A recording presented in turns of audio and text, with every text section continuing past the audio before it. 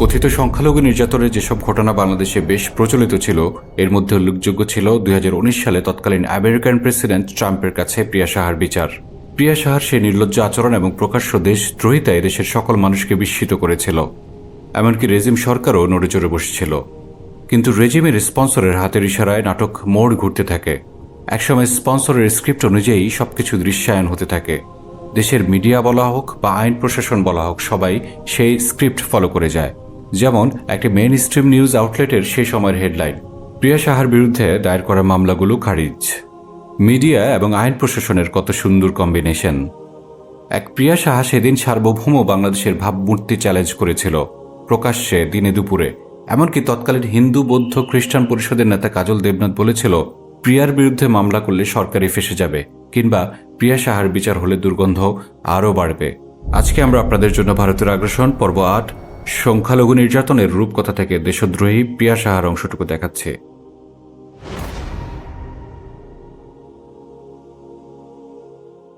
বাংলাদেশে সংখ্যালঘু নির্যাতনের বাস্তবতা অনুধাবন করার জন্য আমরা আলোচিত কয়েকটি সংখ্যালঘু নির্যাতনের ঘটনা বিশ্লেষণ করতে চাই। 1. প্রিয়া সাহা। বাংলাদেশ হিন্দু বৌদ্ধ খ্রিস্টান ঐক্য পরিষদের তৎকালীন সাংগঠনিক সম্পাদক প্রিয়া সাহা 2019 সালে আমেরিকার তৎকালীন প্রেসিডেন্ট ডোনাল্ড ট্রাম্পের কাছে সংখ্যালঘু নির্যাতন করার কারণে বাংলাদেশের বিরুদ্ধে নালিশ জানায়। Sir, I am from Bangladesh, and here is the 37 million the Hindu, Buddhist, and Christian are disappeared. Please help us for Bangladeshi people. We want to stay in our country. Yeah, still there is 18 million minority people. My request is, please help us. We don't want to leave our country. Just help us to stay. I have lost my home. They burned my home. They taken my land, but no judgment yet taken place. Please. Who took the land? Who took the home and the land? The Muslim fundamentalist group. Priya Saha Donald ট্রাম্পের কাছে নালিশ জানায়, মুসলিম মৌলবাদীরা তার ঘর বাড়ি পুড়িয়ে দিয়েছে, জায়গা জমি দখল করেছে। প্রিয়া সাহার এই বক্তব্য হিন্দুরা ফলাওভাবে প্রচার করতে থাকে। বাংলাদেশের সংখ্যালঘুরা নিরাপদ নয়, এমন বয়ান প্রতিষ্ঠিত করার আপ্রাণ চেষ্টা চালায়।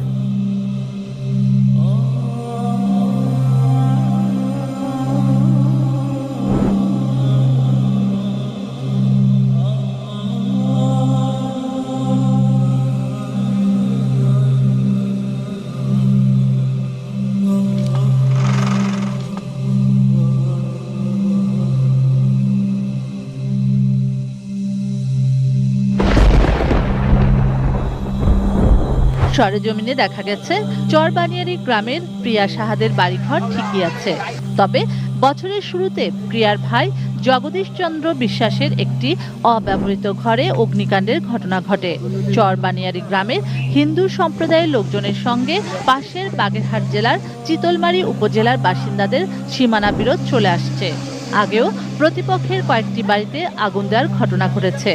প্রিয়া সাহার ভাইয়ের ঘরে আগুন দেওয়ার ঘটনা সাজানো, মূলত প্রতিপক্ষের বাড়িতে আগুন দেওয়ার কাউন্টার এবং মামলার সুবিধার জন্য ঘটানো। খাট যদি সরাই রেখে সেই ঘরে মাল জিনিস কিছু রাখিয়ে ফিরিবার ঘরটা ফিরে পুড়াইয়ে সেই জায়গাতে ফিরিয়ে আবার আমাকে এই সকল আর এই মুসলমানকে দেয়। নিজেরা পুরন ঘর ভাঙা ঘর, তাই নিজেরা পুড়াইয়ে একে নামে কেস কাণ্ড দিয়ে হরানি করতেছে। গ্রামটিতে ধর্মীয় সম্প্রীতির কথাও তুলে ধরেন হিন্দু সম্প্রদায়ের মানুষ। প্রিয়া সাহার এমন আচরণে ক্ষুব্ধ তারাও। আমি হিন্দু সম্প্রদায়ের মানুষ, এখানে আমরা হিন্দু মুসলমান একত্র বসবাস করি। আমাদের হিন্দু মুসলমানের ভিতর কোনো গণ্ডগোল বাধা বিঘ্ন নেই।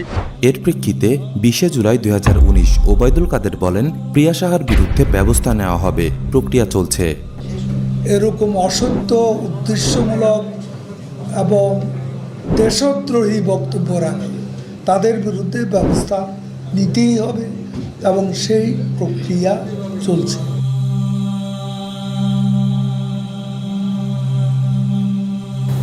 তড়িঘড়ি করে কোনো সিদ্ধান্ত নেওয়ার প্রয়োজন নেই।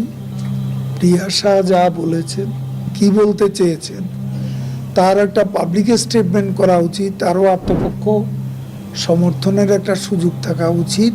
এবং 23 জুলাই 2019 দফারফা হয় এভাবে। শুরুতে সরকারের স্থানীয় কয়েকজন নেতা বেশ ক্ষুব্ধ প্রতিক্রিয়া জানালেও প্রিয়া সাহাকে আত্মপক্ষ সমর্থন করার সুযোগ দেওয়ার ব্যাপারে প্রধানমন্ত্রীর নির্দেশনা আসার পর আর কাউকে এ বিষয়ে মন্তব্য করতে দেখা যায়নি।